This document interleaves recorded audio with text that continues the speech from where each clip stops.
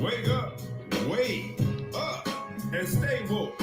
Cause this is the Ball Hog Sports Talk with your boy, B Brown, ESQ, aka the Ball Hog, aka the Mouth of the South. This is the place where sports, business, and entertainment collide. And we're gonna give it to you rough, rugged, and raw. So come get you a spoonful, like some grits with butter and salt. You know how we do it in the South, y'all. Make sure you do not get caught in your feelings.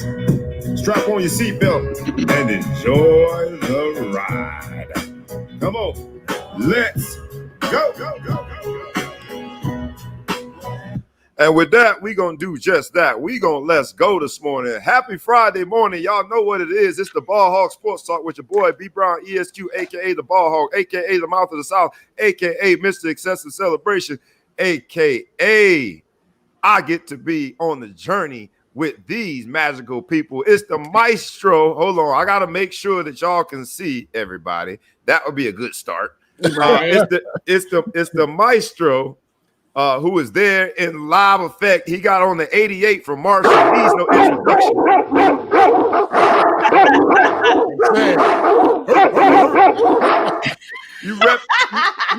You repping hard today too on the Marshall.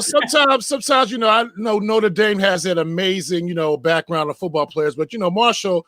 It's kind of like members versus men. You know what I'm talking about, Bob. I got it. We have a lot, but the cats we have are prolific, and this is the greatest wide receiver to ever play the game. And the only wide receiver to get inducted in the Hall of Fame who made a political statement. Remember his tie? Yeah, I do. With all the victims members? Yes, I do. It was amazing, bro. It was amazing. So just like that, right off the bat, the maestro is being musical to your ears with some sports history on you. You know what? He's talking about Randy Moss. He dropped the Randy. I love it. And it was a dope 30 for 30 on Randy. Rand University, baby. Oh, man. Yeah. So I know Randy. I happen to know Randy very well. We signed to the same class at Notre Dame in the whole history, and his best friend. Growing up in Rand, Bobby Howard, and that's my boy, man. Yep. So shout out to Randy Moss. Shout out to West Virginia in the building. Dub V, Marshall in the building. Get with it, Dub V. You know how it is. That what is that the nickname? What do y'all call? What's the nickname? Dub V, absolutely. Dub V. All right, I'm down with the jargon. I'm good. And then we have none other than the Maverick herself, Miss Majestic Maya, who's known to drop a Oh, exactly beautiful today. What up, bro? Oh, my sister. What's going on? Bro. What's going on? I have a tie to West Virginia. My great grandmother, Jenny Bagley, was born and raised in West Virginia. Dub B. Wow. That's right. B. Yep. Represented well in the building today. What's up? Yo, hold on. Go ahead. Dub B in the house. This ain't West Side. This West Virginia. West Virginia. I love it. Dub, and then the V. There it is. We have an action-packed show scheduled for you guys today. We're going to do what we do every single Friday. We're going to bring it to you rough, rugged, and raw. We're going to make sure that sports, business, and entertainment collide right here on the Ball Hog Sports Talk.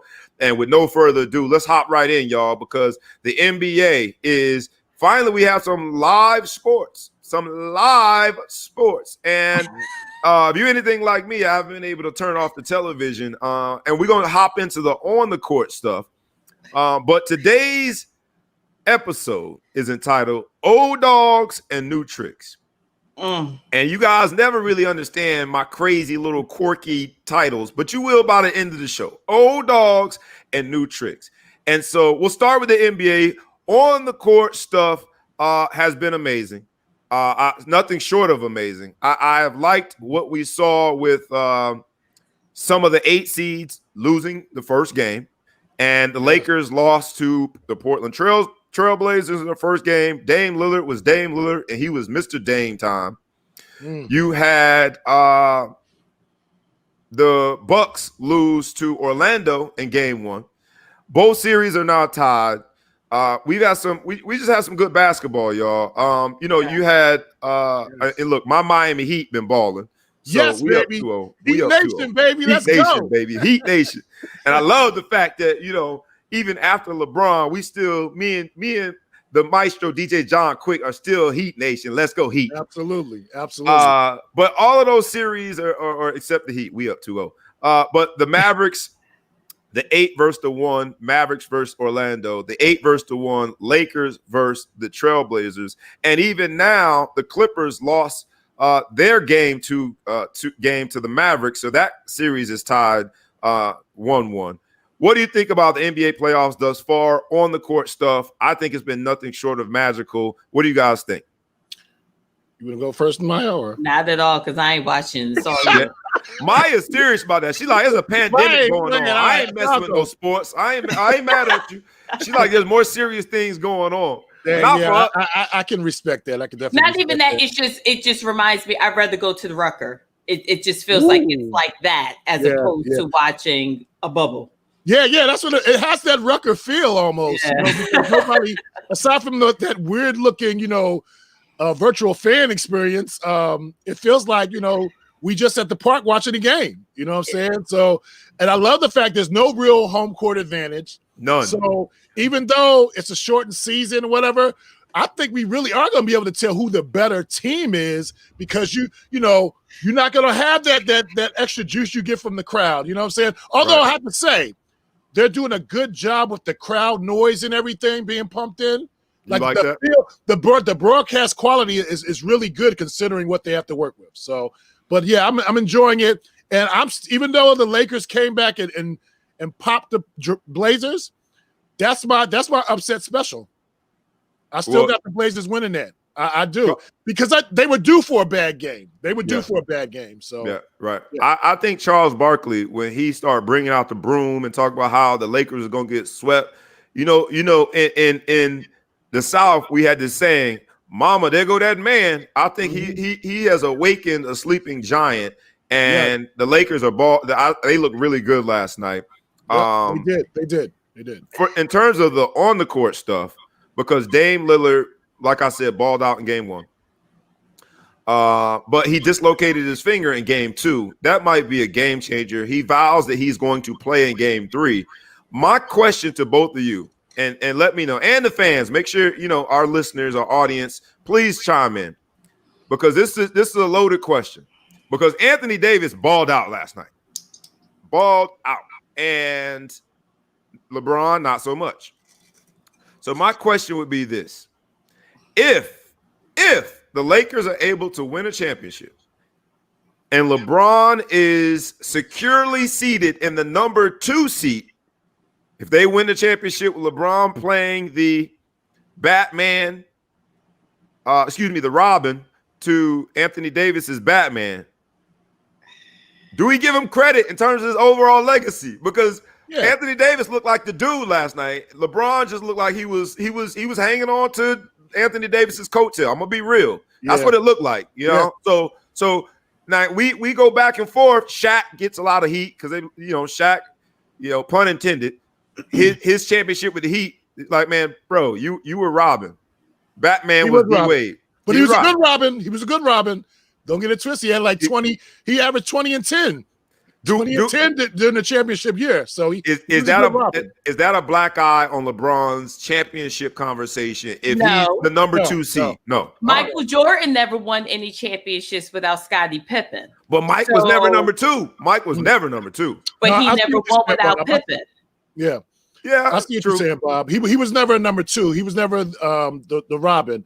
But damn, LeBron's Robin is the best Robin since Pippen. To be honest, I mean, the numbers he's putting up in terms of overall numbers, like he's literally Scottie Pippen right now, the way he's playing. Yeah, he's playing crazy.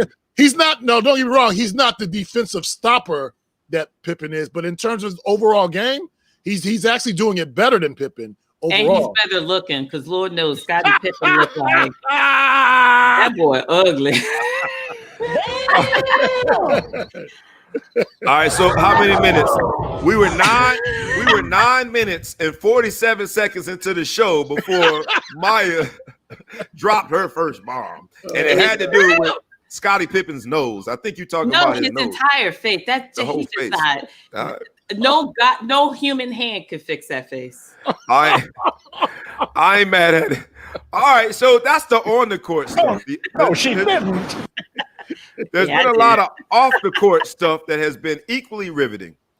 First of all, within the bubble, we talked about guys going outside the bubble for some booty last week. They all getting a little frisky. They want to go outside the bubble.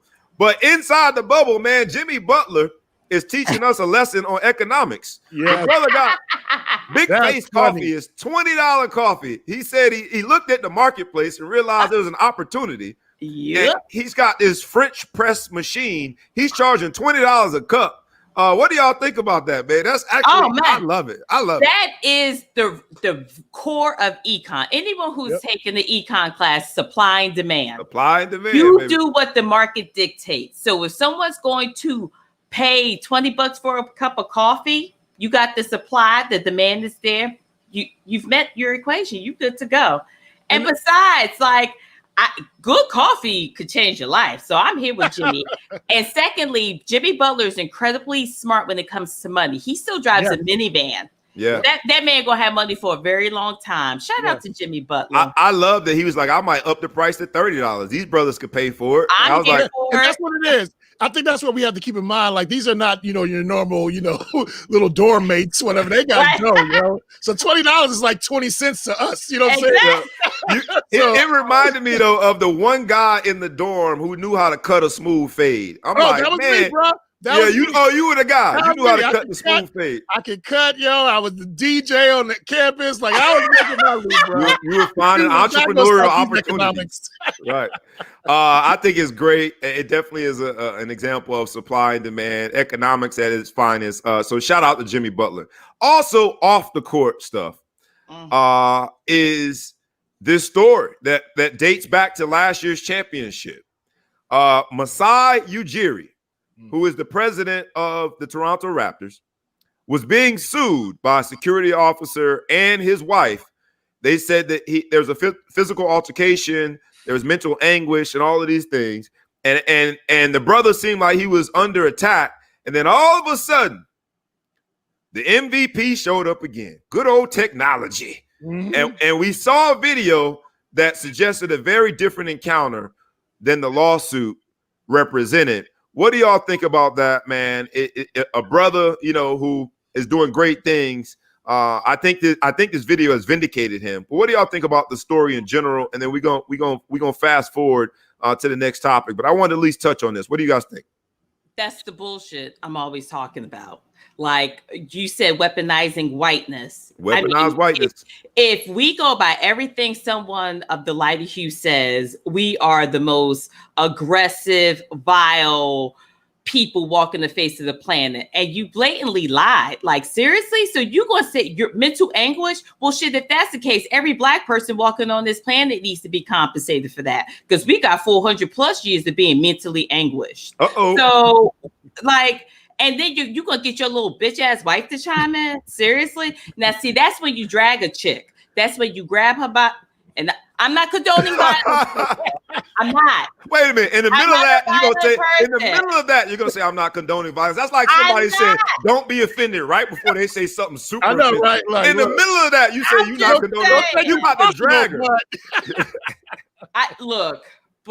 And damn, the camera mad at me. That's why my lighting sucks.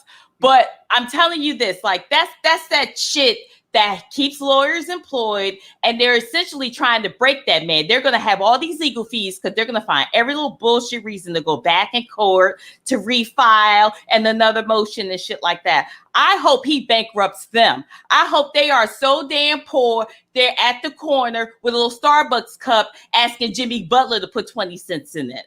Because that's that bullshit I'm always talking about. But racism doesn't exist, and it's all a figment of our imagination. Whatever. That's all I got. Well, a couple things here. Number one, their case is dead. I can tell you that right now. That's it. It's over. The question is, like Maya said, is Masai going to turn around and sue them? Right. He countersued. I hope he does. But after watching, there's a special on NBA TV about NBA Africa. If you haven't seen it, I implore you to watch it. It's an amazing special on what the NBA is doing over in Africa, which is great. But a lot of it focuses on Masai Ujuri. And he just seems like such a good, humble dude. I would be shocked if he actually pursued this. I think he seems like the type that would just let it, all right, good. Yeah. But I swear there's definitely a huge part of me that's hoping like, nah, bro, don't let this slide. Sue them because man. He do it to discourage the next person from doing some foolishness like this. Because I you know what? That couple is going in. Well, I'll talk about them later. All right. I'll say this before we wrap up. Don't be a Chris Cooper. Don't let up off the net. Oh no, he's definitely not Chris Cooper because if you saw his statement on it, he let go. Oh he let go. Well, for those of you who don't understand the reference, Chris Cooper, it was the bird watcher. As we refer to him, Birdman. The Birdman. That's what we was asking. What happened to that boy? What happens to that boy?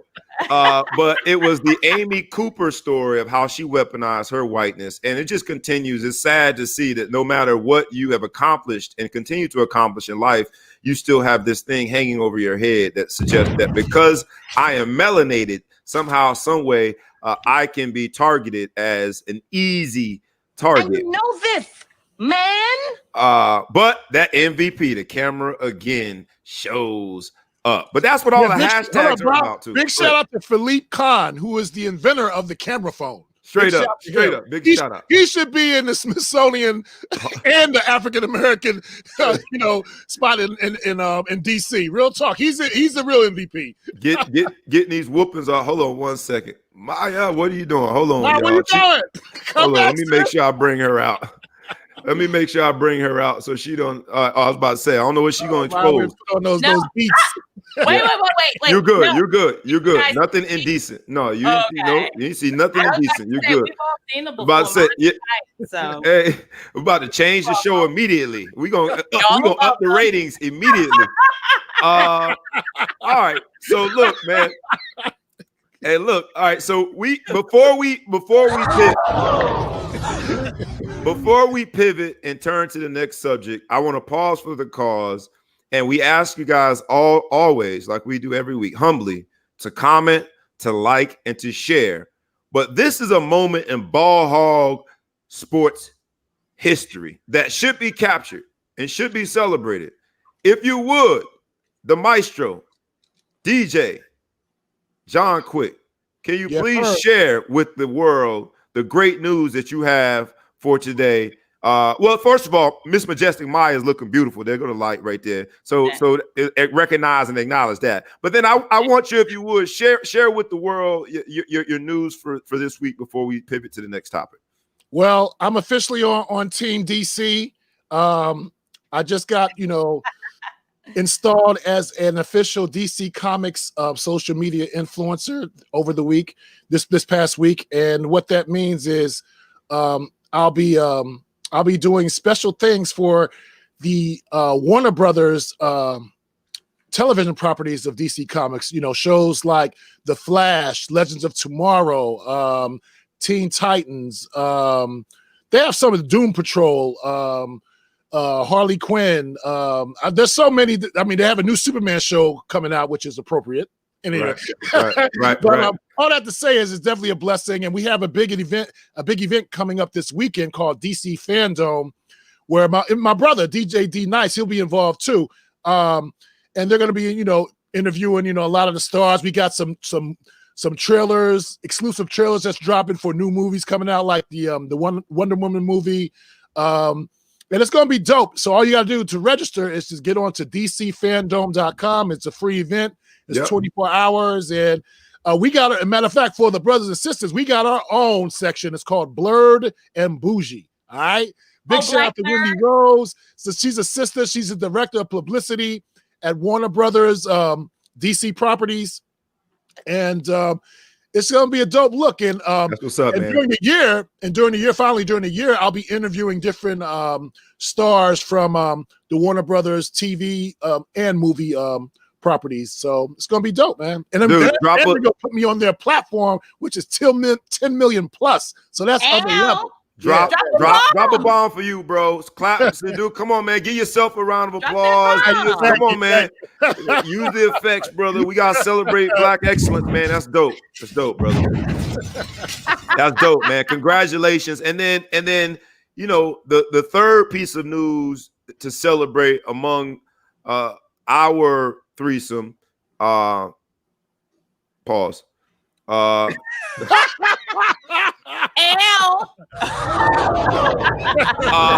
Is that this is big news, man. Look, man, and it doesn't dare come near the news that John Quick just shared, but it's still big news, man. And they talking about it all over communities around the country, man.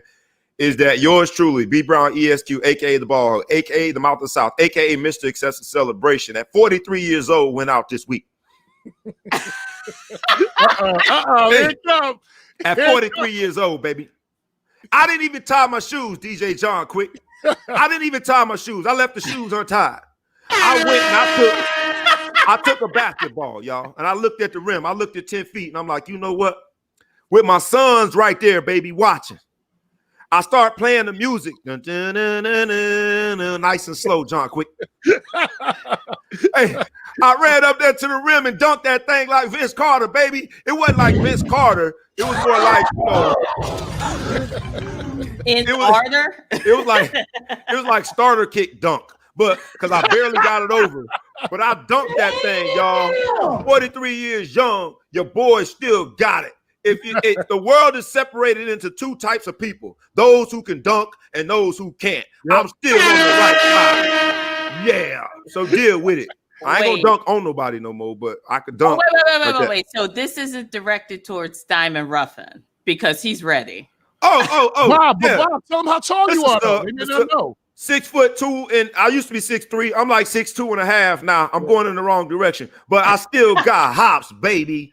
Yeah. So come see me. See, Bob, I'm older than you. So I'm 6'4". So like this. Some days I can dunk and some days I can't. There it is. That's the actual truth. Some days I can, some days I can't. But I'm a little heavier, dog. I'm 280. So no, that's impressive. That's impressive. That's impressive.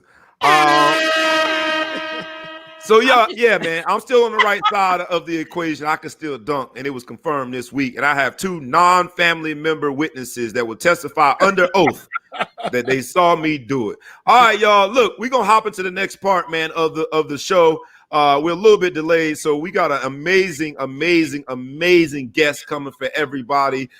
Make sure that you strap on your seatbelt. We got one of the baddest NFL agents on the planet. That's right, I said it. After having been in the business for 10 years and had to hang up my cleats, hang up my negotiation pen, because it's a tough business. I got nothing but respect for our upcoming guest, man, because it is definitely a tough business. But in order to get there, we got to talk about very briefly the openings and reopenings and reclosings of college campuses, because these college campuses, man, and Notre Dame is guilty. It's got a target on our back. The president, Father John Jenkins, is said that they're going to close for 2 weeks. North Carolina State, the president of all, was it NC North Carolina University, whatever the university system is there, he blamed it on the students. He blamed it on the students. His official title I can't think of, but he blamed it on the students. It seems to be crazy that we're opening up these colleges, and this is going to help us get to the next part of the conversation. Just quickly, your elevator 30-second pitch. What do you think about the openings and reopenings and reclosings of the most prime examples of Notre Dame, North Carolina State? What do you guys think about that as we get to the next part?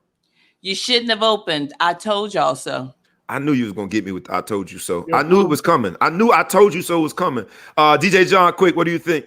Ditto. Like, what are y'all thinking, man? Like, we in a pandemic. It's not gonna. Yeah. And you're blaming the kids. Party. That's it. That's it. So the guy is Peter Hans, the UNC system president. He blamed the students, saying a few bad apples. They are messing it up for everybody. Nah, man, college students acting like college students.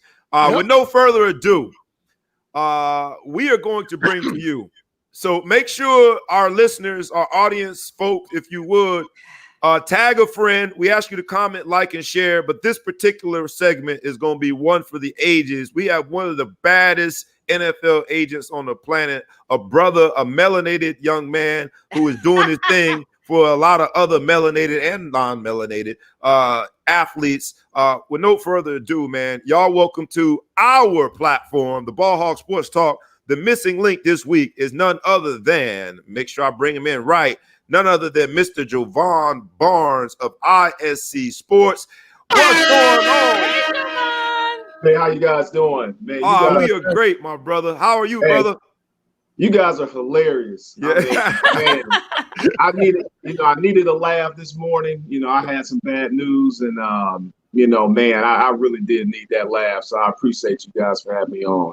Well, we whatever the bad news is, man, we're gonna keep you in prayer that it gets better and that you're able to cope with it. But I would be remiss if I did not describe as on the website it describes, but I think it's so powerful. And I'm gonna read it word for word. ISE, and that's the agency that Jovan Barnes works for, and they've created some amazing business folk have created. ISC is a leading representation management, sales, consulting, and marketing agency building legacy for world-class talent, properties, and brands around the globe. And while that's a very powerful description, it pales into comparison to what you guys have actually done. Jovan Barnes, is the son of Roosevelt Barnes, and Roosevelt Barnes and the late, great Eugene Parker were, I think, the forefathers of black football agents, black agents in general, sports agents. So the fact that you get to continue working alongside your father and continuing on that legacy, brother, is nothing short of amazing. If you would, John Quick, give his brother some sort of applause, recognition. Hey, Bob, can I just say something really quickly? Go ahead. Jovan is actually married to one of my favorite people in the world, India Barnes, who is she's amazing. I love her to pieces, and Jovan, that's black excellence, both of them together. They're just amazing people. I love them both. Well, while we got you here, Jovan, I got to get some questions in. So the first one that comes to mind, you hear us talk about these colleges opening and then reopening, then reclosing. I know that the business requires you to develop relationships with college players that would potentially at some point be clients. What would you tell a college player that you've developed a relationship with that happens to be at one of the schools, whether it be the Pac-12 or the Big Ten, that's thinking about playing in the spring? And he calls you, he says, Jovan, man, what do you think about that? He has a legitimate shot to have his name called on the first night of the NFL draft. What would you say to that either the player or the parent that calls you and says, what do you think? Well, you gotta look at the evidence and the data and really the accurate information that's set before you and make a good decision. And I get a lot of information from teams, player personnel people, GM, scouts, and if everything's saying that the kid is going to be called on that first day, it just doesn't make sense for you to put your body at risk and put your career at risk and not get paid. I think the schools know that. I think schools now, it's 2020. People kind of know what's up. And everyone involved should know what the real deal is, but we know this is a business. When you leave high school, it's a business. You become a professional athlete once you leave high school. I think amen, brother. Amen. Yep. B. Brown. I was at Notre Dame for a little bit, and I had a couple transfers, but at Notre Dame and at a Power 5 school, and really any school, you are an employee. You're not a student athlete. Right. And again, academics is it's important, and I know a lot of guys take it very seriously, but this is a business. Right. So getting back to your question, if the season is pushed to the spring, it just doesn't make sense for a young man to leave potentially millions of dollars on the table. Why take the risk? I tell everyone, and Javon, and you let me know. I think I'm advising them wisely when I say this. How you make it into the NFL plays a big role in your overall success. You get a lot more opportunities to make mistakes if your name is called on the first night. That doesn't mean that you can't make it. I was fortunate enough to be one of those undrafted free agents that got 2 cups of coffee in the NFL. But had my name been called on the first night, right? Every catch looks a little bit better. Every mistake is a little bit smaller.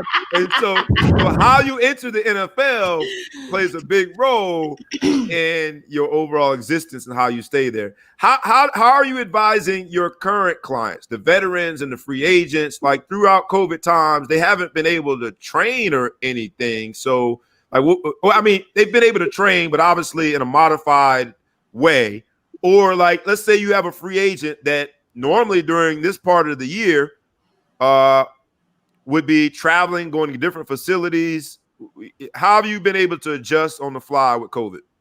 Well, yeah, COVID has been difficult for everyone, especially the guys who don't have guaranteed money in their contract or, that free agent. I just had a free agent signed yesterday with the Minnesota Vikings. Congrats.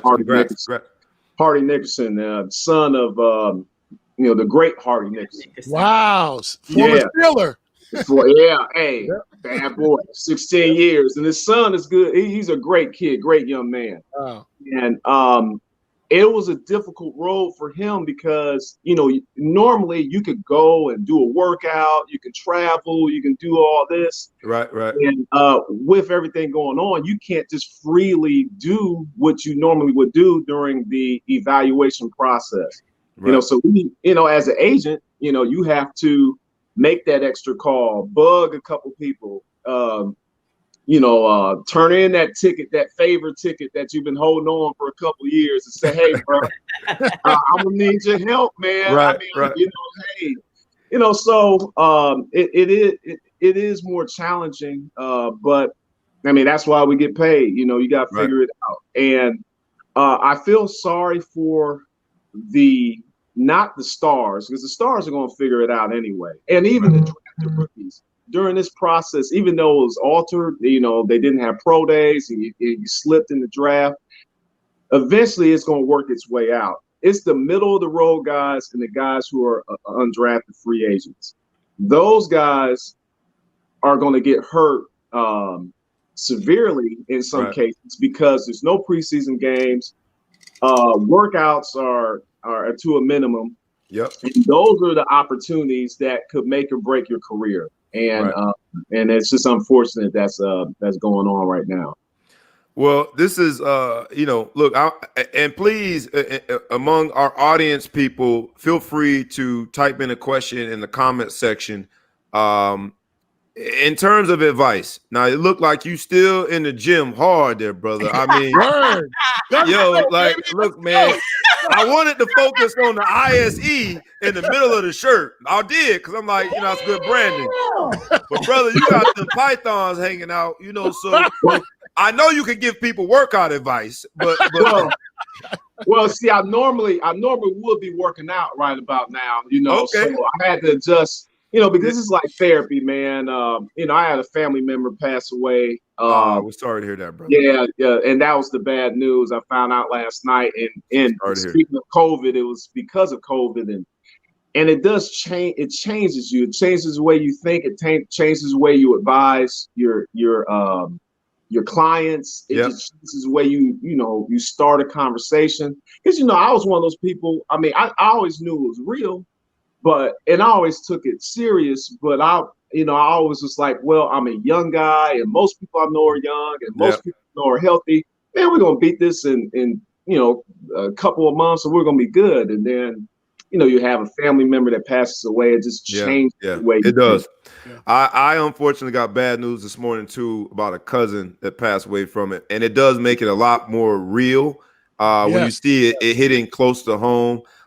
If a player came to you, and I was going to say, do you know of any of your clients? But let's talk hypothetically. If a player came to you and they said, hey, maybe they had a similar family situation and they're considering opting out, this year.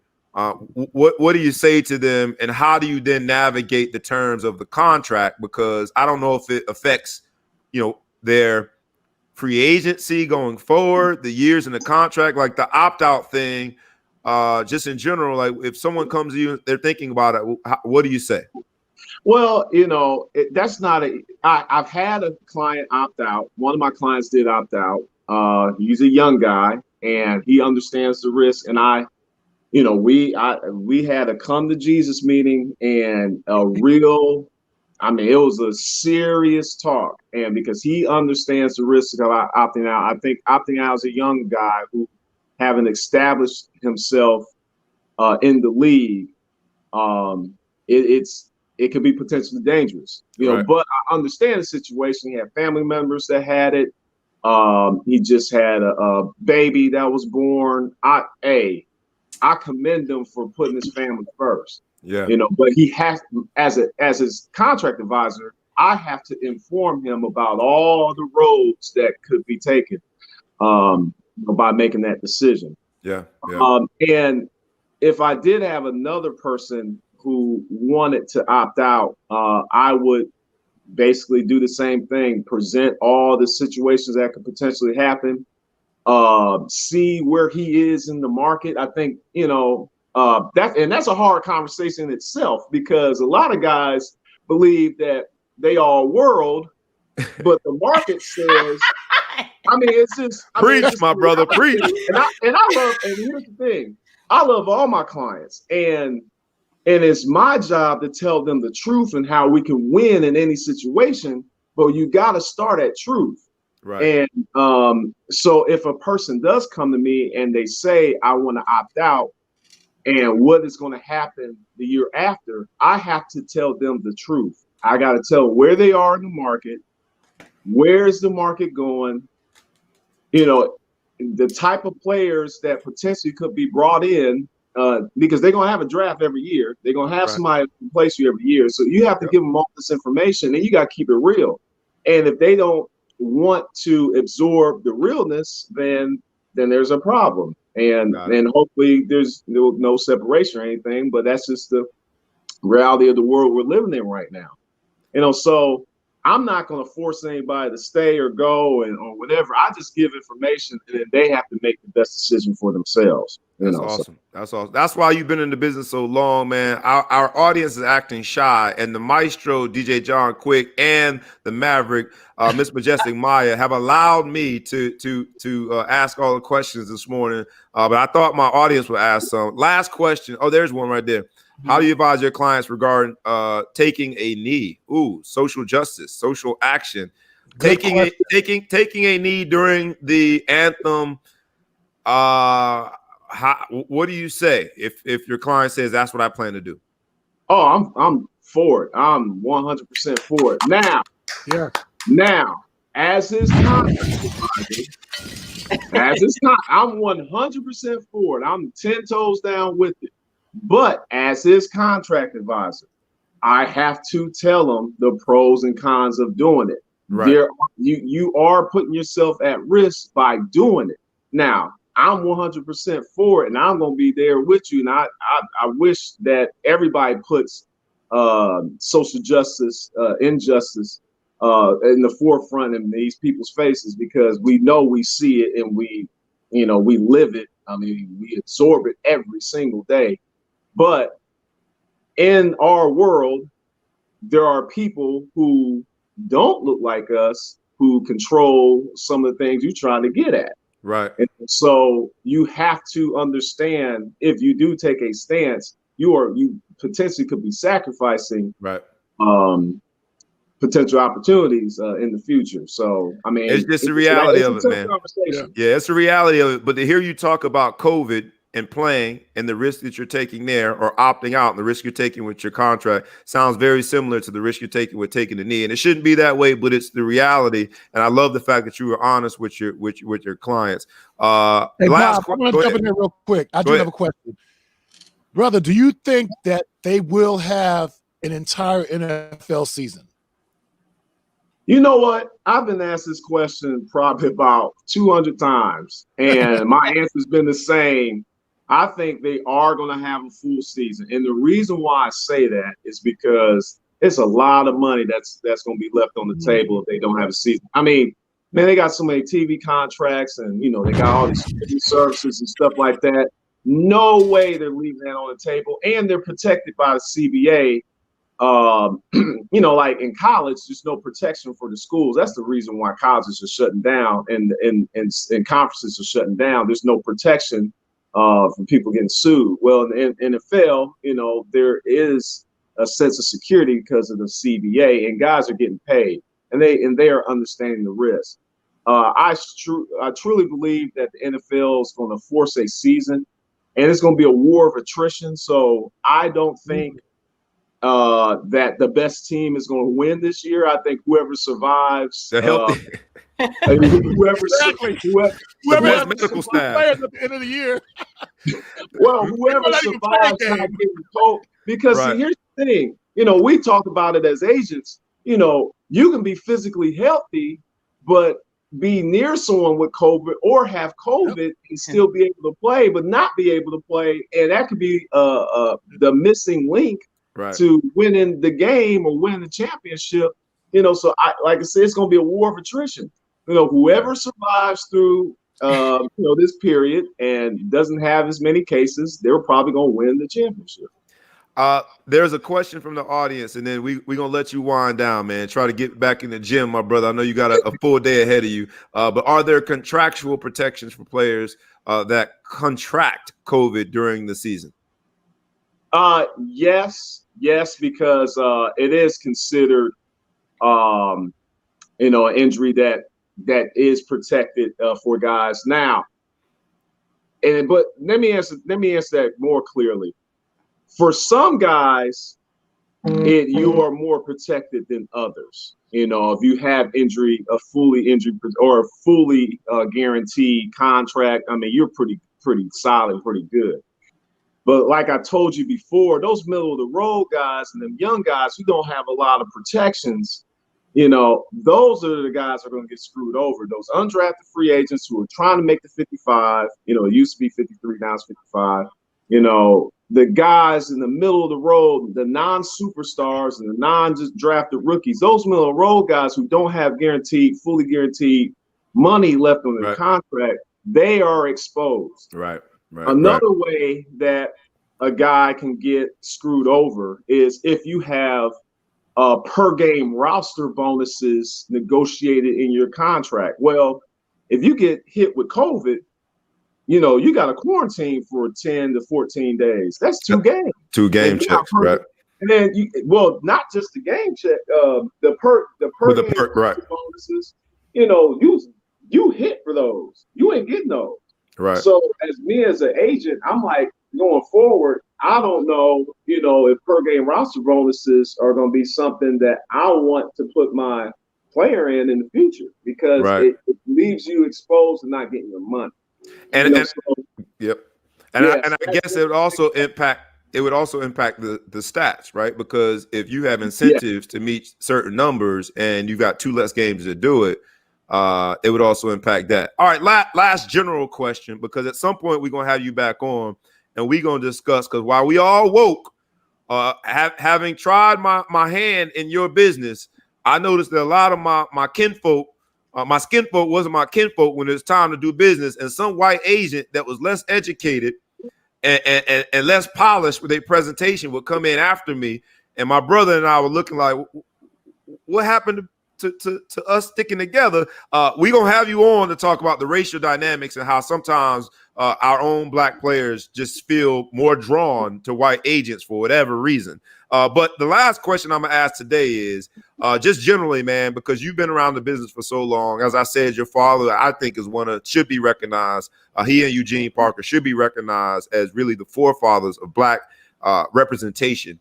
But so you've been around it for a long time. We're raised in the business, and now you're doing great things yourself as an agent. How would you advise somebody that's trying to get into a business, whether it's a young person in high school or someone that's trying to make a career change that wants to get into the agent business to advise athletes? How would you advise them to go about that? And that'll be our last question for you. Oh man, well, man, it's like the Wild Wild West now, man. I mean, you got, and I'm not gonna say you got entertainers.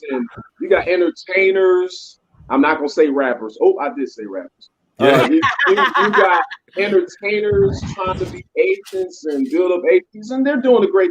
Some of them, hey, they're doing a great job. But you got so many people trying to get into this business. It's so oversaturated. But if you are trying to get into this business, one, you're going to have connections. You just can't come in with no connections, don't know anybody, and try to get and be successful in this business. There's too many folks playing in our game.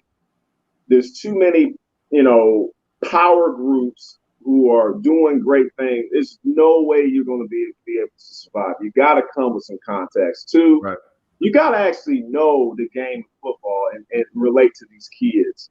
And that actually got to be able to do both. You got to be able to relate to the kids and know the game of football. If you don't do either one of those well, then you're not going to survive. And then three, I truly believe that if you are genuine and you are about integrity, you're going to win in this business. Eventually, the guys who are seen as just money grabbers, some of them do survive because they've been in this business for so long and they know how to con and trick people. But the majority of guys who are doing well, when you really talk to them, they are about the kids. They are about the families. They are about building generational wealth.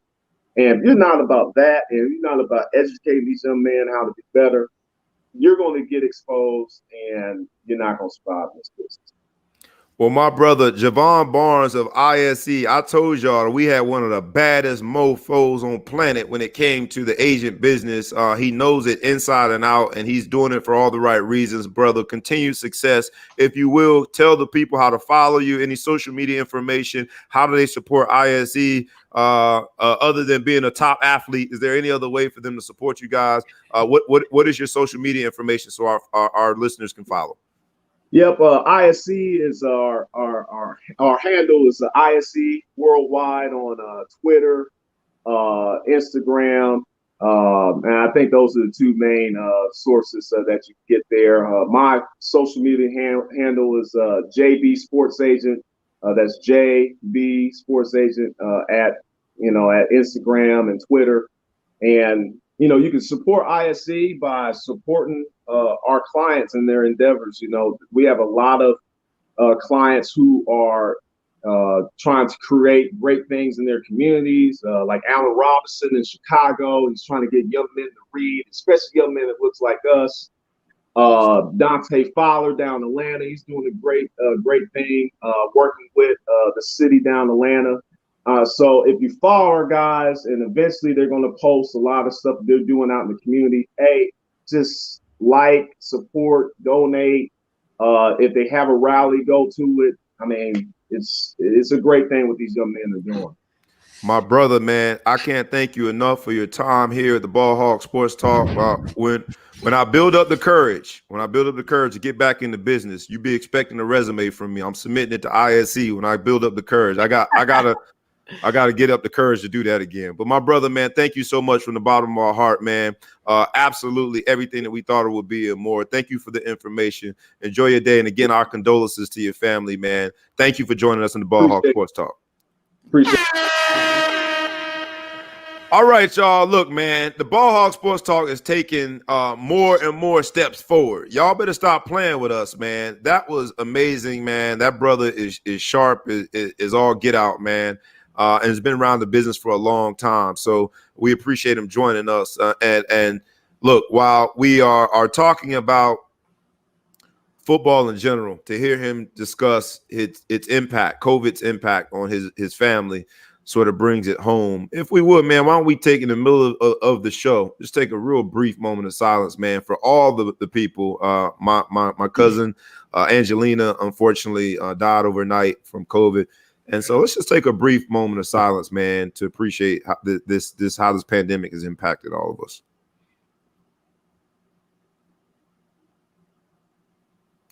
It's man, it brings it really full circle and says just how this thing is not a game. We're gonna step right into the next topic, man, because while we talked about the colleges and football and closing, and then Javon helped us to understand that bridge between college and NFL, as a lot of players are starting to opt out and think about how COVID has impacted them. The most entertaining thing this week, while I love the NBA, what I saw on the court, the most entertaining thing this week, in my humble opinion, has been the DNC convention, and everything has been virtual. And I don't know if y'all have any thoughts on it in general, but what do you guys think? What do you guys think about the DNC convention so far? Last night, it was the culmination.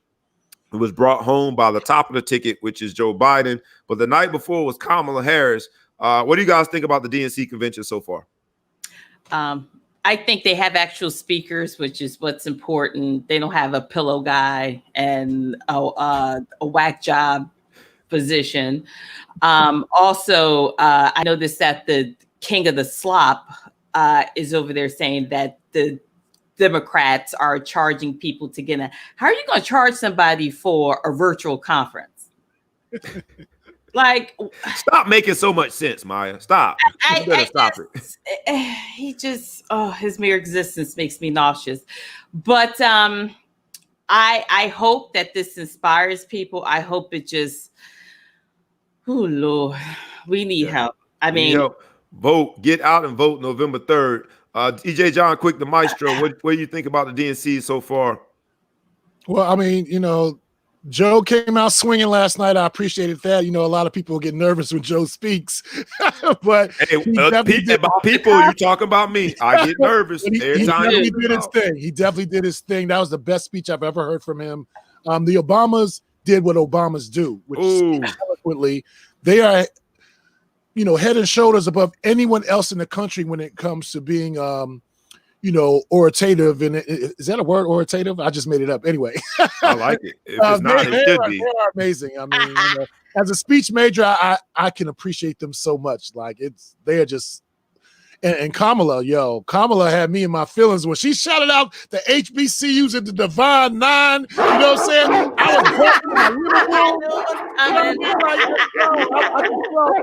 I felt like I could just, like, that was my sister over there. And for all you people, you stupid fools talking about she ain't black, like, do y'all realize how, like, idiotic y'all sound? I'm asking for They don't. They don't. Because, like I told Bobby, black and African American are used interchangeably, and people, that just goes to show how stupid people are. Absolutely. Her father is a black man. He's Jamaican. Exactly. He was born in Jamaica, but he is a black man. Like, exactly. I don't suffer fools. So when people start talking stupid, I get I don't have the energy. I don't. They're gonna fuck up my eyebrows. Let me stop. It took 52 minutes before that first F-bomb. This is a record. Miss Majestic Maya, 52 minutes before the first F-bomb. I was really close to saying one with this light. Let me tell you, I got this casket light. You know how when you go to viewings and they have like the light over the, this damn thing keeps moving. I'm like, what is this? Oh my God. It'll be better next week because I got some good lipstick on and it's not hitting, the light's not hitting it probably. Bro, Gary Jason said it was boring. Like, what part was you watching, bro? He said he had undiagnosed ADHD. He does say he has undiagnosed ADHD. Need we say more? But I'll say this: you gotta address that, man. Mental health in the black community. Address it, bro. You gotta address that.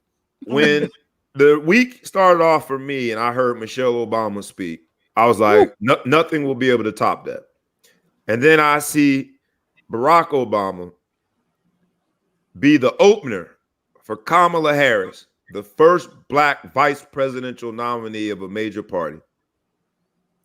I was fortunate enough to be hosting an event. We called it the Inkwell Illumination Night, New Jersey, which illumination was we were lighting up the sky with black excellence and with a big screen in the middle of the night to see Kamala Harris. Yeah, I was emotional then. I get emotional now because it's been a long time coming, man. So for everything you did not get from the DNC. Just appreciate all that you did as a melanated person, man. And that's why, seriously, man. That's why. But it also hurts to hear people then question her blackness, because I'm like, the idea of colorism and the dichotomy of that and the divide and conquer aspects of that statement, that self-hate, says that the colonizers have been very effective in their brainwashing. Shout out to that sister, man. Straight up, man. And I'm not gonna get emotional. We supposed to be rough, rugged, and raw. Here I am about to cry. Oh, you're being raw. Straight up, man. Like, you know what I hear when people start questioning her blackness? You know what I hear? That's what I hear. You sound like a clown. You sound like a loser. You lost. Yeah, man. Yeah. Let's just stop that. Let's just stop that, because we ain't got no. Like, I remember my minister used to say, I ain't got no heaven to let you into or keep you out of. When it comes to the concept of blackness, it doesn't belong to any of us. So we can't issue it out and take it away at will. Blackness is a thing that was established long time ago through the diaspora. And so I ain't gonna get into a Hotep message, but I will say, let's just stop it, y'all. Let's celebrate this sister, man, being the first, and especially the brothers, man, because we are gonna do a show about the support or lack thereof with our black men supporting our black women, and this has been the latest example of it. And so, if you a dude that's hitting me up talking about her blackness and questioning it, it's gonna be crickets for me. I'm not gonna respond to you because of fear what I really want to say to you.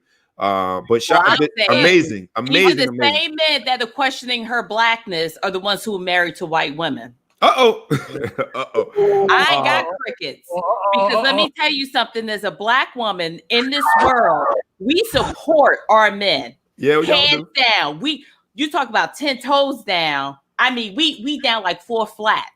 Yeah. And then you have a woman who is up there, got credentials on paper. She blows everything away. And the first thing you want to talk about is her color. Let me tell you something. If she wasn't running for VP and you saw her walking down the street, your little crusty ass would be all up in her face trying to fuck her. I will be too. She bad. I'm with you. I've seen a lot of brothers question, but I actually had an argument with a sister who came on my I'm not even going to get on them. Came on my fan page and was like, yo, I just want you guys to know that's cool and everything that she's doing, but she's not black. She's part Jamaican and part, Indian. I'm like, what? Have you and you know who jumped in that ass? The sister jumped in that ass. Yeah. So I was like, all right. Yeah. Well, I don't understand this. If you don't like her based on her policies or what she's done, that's fine. That everyone ain't for everybody. I get that. I have no problem with that. But the mere fact that you're bringing up she ain't black enough. Oh, well, so she's supposed to be born in the hood. She got to be from the projects. She got to be poor, destitute, a fucking train wreck. Oh, she one of us. Y'all the same ones passing out street cred. Right? Oh, she get invited to the cookout. You give out passes to these damn car trashians. Oh, they could come to the cookout. They got these biracial kids. But you ragging on a black woman? Here's my thing, though. Here's my thing. I guess we can wrap it up just by saying, like, we team Kamala over here. So all that other Kamala.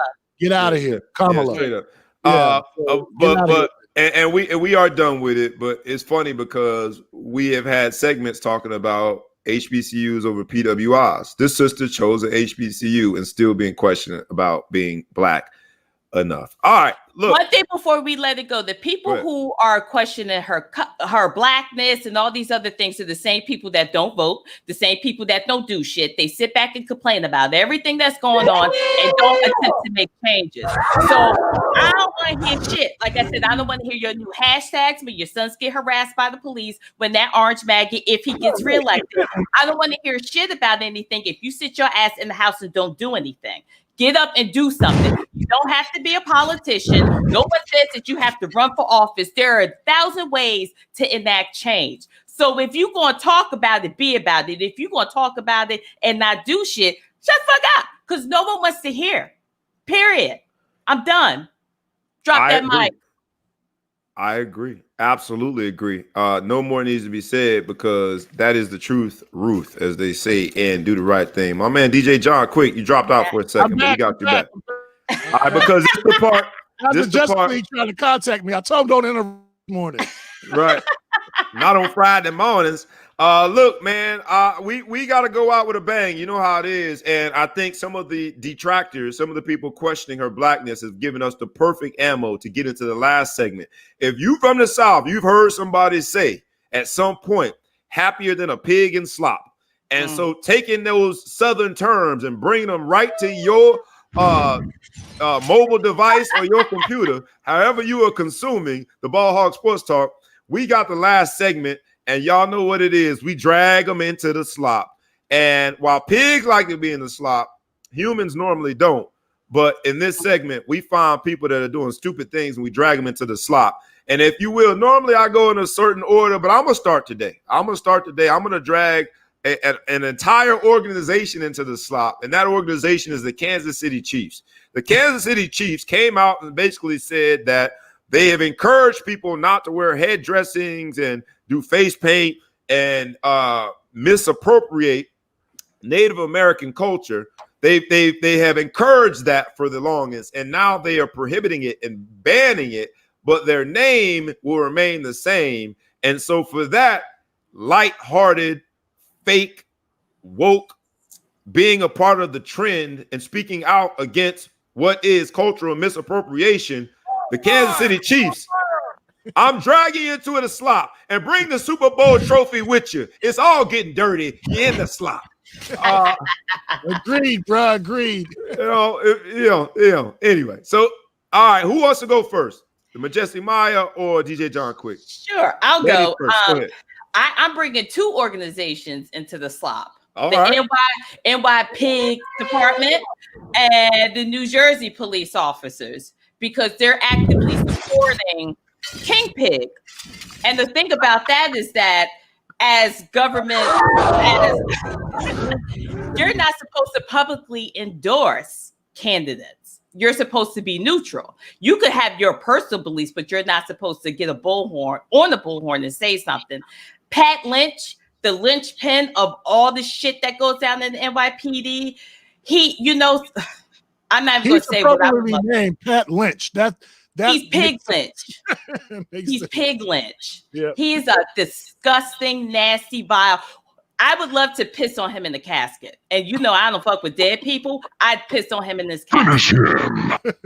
I sure would. And I would make sure I eat asparagus so that shit smells when I piss on him. So he got slop and urine all over him. That's bad. That's a bad weekend. That's a bad weekend, Pat. Yeah. And so New Jersey police officers following this lead, really? And you wonder why people don't like y'all. Yeah. You consistently manage to fuck up more. Like, here's the line, as Charlie Murphy said, they're habitual line steppers. Here's the line, and they don't cross it. They are like bulldoze through it. And you wonder why no one respects you. All right. Well, DJ John Quick, no pressure, but Maya just peed on somebody in a coffin with asparagus scented pee. No pressure at all. DJ John Quick. Well, who you dragging into the slop? It better be good. Well, I'm going back to what we were talking about earlier. The California Sheriff's Deputy Alan Strickland and his wife, Kelly Strickland, who were suing Masai Ujuri from the Raptors. But then that video dropped and y'all looking stupid. So they get thrown in the slop head first. I mean, I want someone to get in their mouth, like real talk. Like, that's just disgusting.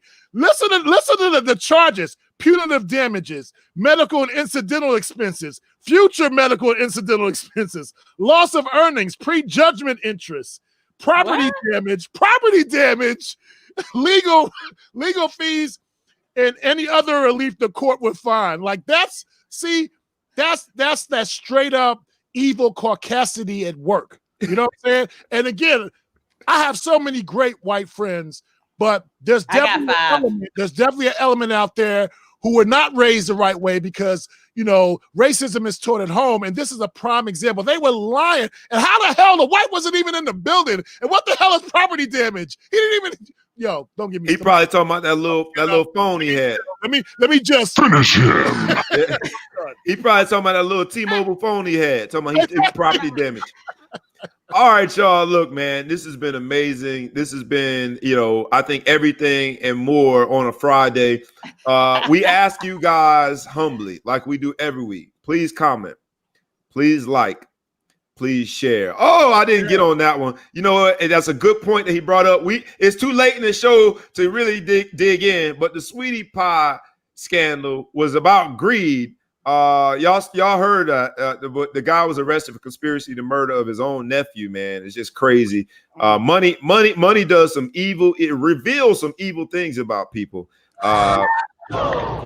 But we'll leave it there for this week. We might pick it up next week. The good brother Gary Jason Lewis, we appreciate you tuning in, and all of our listeners, all of our viewers. If you could, please like, please comment, please share. As the Ball Hog Sports Talk continues to take steps up, we're onward, we're forward. That interview with Javon Barnes, this is gonna be a classic, man. Shout out to Javon. Shout out, man. Shout out, man. Yeah, as a great agent as he is, he's an even better person. Like he's that dude. Hey, he didn't have to show us up like that. DJ John Quick, that brother showed up with the guns hanging out. I want to do some push-ups. I was supposed to do leg day today. I'm about to do. You gotta switch it up after watching that. Man, like, bro, came in looking like the Black Hulk. Straight up. Not only will I fix your contract, that's a big. He's like, man, I'll fix your house. No, he'll buy your house. Okay, he is not for the shits and giggles. Look, man, hey, I appreciate Michael Dorsey just gave love. Thanks, Mike. Appreciate it. Yeah, man, really love that. That's a good brother right there, man. Hey, with that, man. Marvin tunes in every week. That's our man. Man, Marv. Yeah, appreciate it. Terry Cyrus. What's up? What's up, Terry? My homegirl Tanya. If you did not get the chance to see the whole show, make sure that you watch it on replay, man. It was a great show. And then again, please, we ask you humbly, please like, please comment, please share. And with that, that is the end of this particular Friday's Ball Hog Sports Talk. We out, y'all. Y'all keep on tuning in. Peace. Peace.